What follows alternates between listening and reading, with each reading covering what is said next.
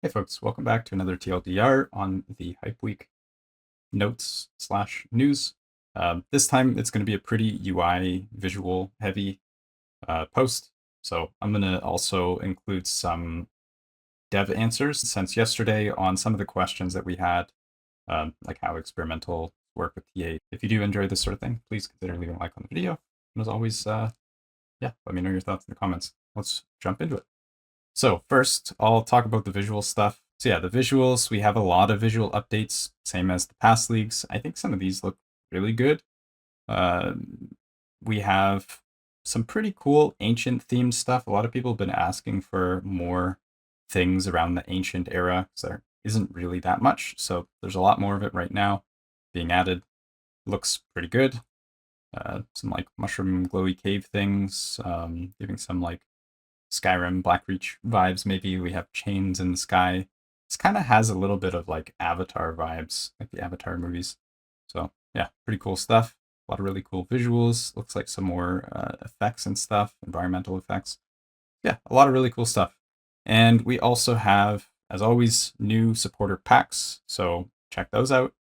If you want to support the game, support the devs, definitely check those out.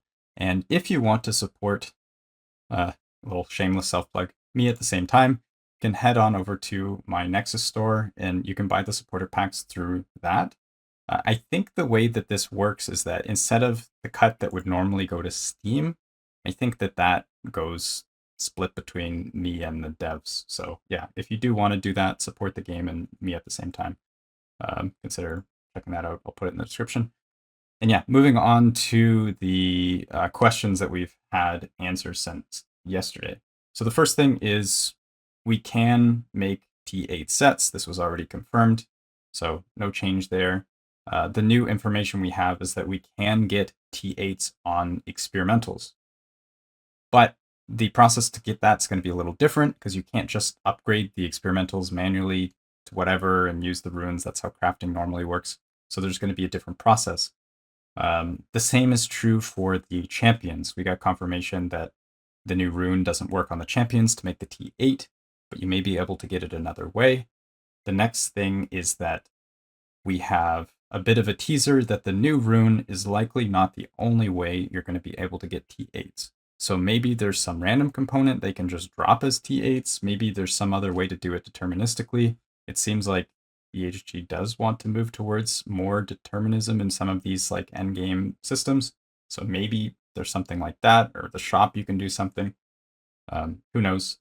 And the shop that we saw yesterday with all the unique items, those were placeholders. We got confirmation on that. They're not themed similar to the other unique items in the game. They are going to be probably totally new items. So just keep that in mind.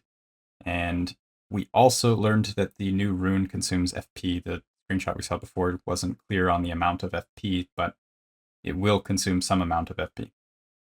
Just a quick update on the build I posted, the Lightning Blast. The primordial thing being exclusive did not break the build. It's still fine so far.